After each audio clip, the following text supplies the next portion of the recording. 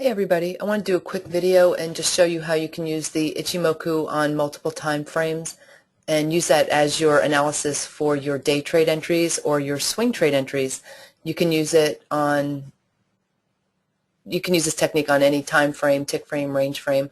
I'll be doing a webinar on Thursday where I'll briefly go over the Ichimoku indicators, but I'll spend more time on the Ichimoku setups and using multiple time frames.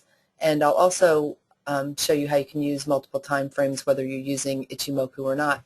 So if you want more information, just go to my site, easyeMinitrade.com, and all the information is there under the webinar tab at the top of the page.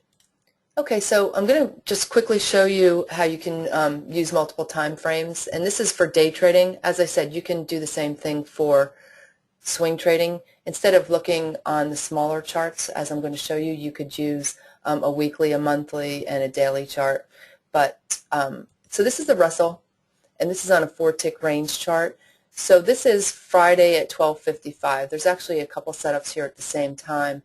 We have a Chico line breakdown, and if you don't know much about the Ichimoku, at the time that this bar here was breaking this area of support, so was this Chico line, and that is a nice entry that we like to use for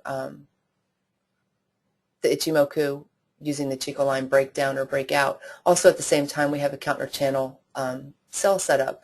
So in looking at this, we know that we've got a floor trader pivot area below us here at 53.50, but how you could determine how much room you have in the way of this trade, how much room you have below you, is you can look at multiple time frames. So as I said, this is a 4-tick range chart, and here are the Ichimoku indicators on a 2-minute chart up here to my left, 5-minute below that, a 15-minute, you can use a 10-minute, a 12-minute, whatever you like.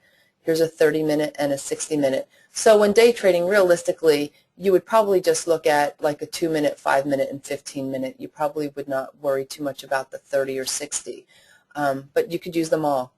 So the entry that I just showed you on the 4-tick range chart, when we now look at it on a different time frame, multiple time frames, this would be the bar that was setting up on the 2-minute chart. So if you use the Ichimoku, you can see that we are below the cloud. The Chico line is below price, and at the time the Chico line was forming back here, right here. So you can see it's below the cloud and it's below price. And now when you look at it on the 5-minute chart, you can see that the price bar that's forming as we're getting in off that 4-tick range chart, you can see the bottom part of the cloud right below us here, which often holds as support and resistance. So that's right at 1154.70. The area that you would be looking to take your entry here under this bar off the 4-tick range chart for the two setups that I mentioned, either a Chico line breakdown or a counter channel setup, would be 1155.20. So if you get in at 1155.20 and you look at this 5-minute chart and you can see this area of support where you might get stuck at, you could just say to yourself, okay, well, if I take that entry off the 4-tick range chart, I have to be aware that I've got support at 1154.70. So if I can't get through that area, then that's what I'm going to wind up with as my target. But obviously if you can get through the area, then you can look for bigger targets. So you can see that it did manage to get through the cloud here. When you look at it at the 15-minute chart, on the 15-minute chart, on that same bar, you could see below the area of this bar here, we have the cloud, which is at 1150.40. Then on the 30-minute, 1149.60, and on the 60-minute, we've got this Kijun line, which is this pink line here, which often acts as support and resistance, and that's at 1152.90. Now, like I said, taking an entry off a smaller chart, you really don't even have to look at the 30 or 60. You could just use the 2, 5, and 15 if you like. So you take the entry, and again, you're being aware of the 54.70 area. Once you get through that, then you could then take your first target, move your stop to a tick better than your entry, and then try to trail for a runner. And you can trail off the smaller entry chart that you use. So once you get through this 5470 area, the next area that you'd likely be thinking about is this Kijun line on the 60-minute. Again, you don't have to use the 60 for taking entries off a small chart, but this is a great example. So if you get through the 5470 area, the next area that you would be looking at is the 5290 based on this Kijun line here.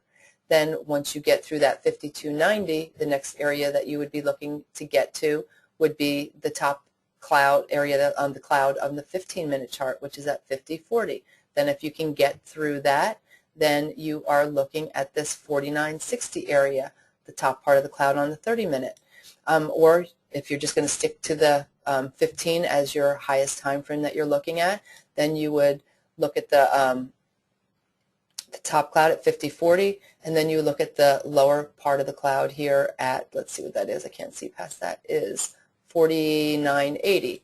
And then if you can get through the 4980, then it's clear air below. Nothing to hold you up until you likely hit the previous day's close, which is right here on this 2-minute chart.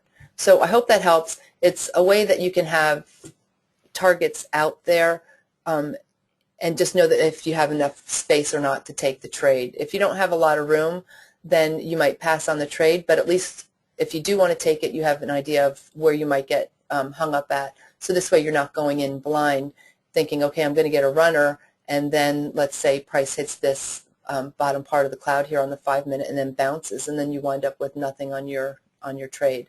So I hope you find that helpful, and if you have any questions, feel free to shoot me an email, and hope to see you on Thursday.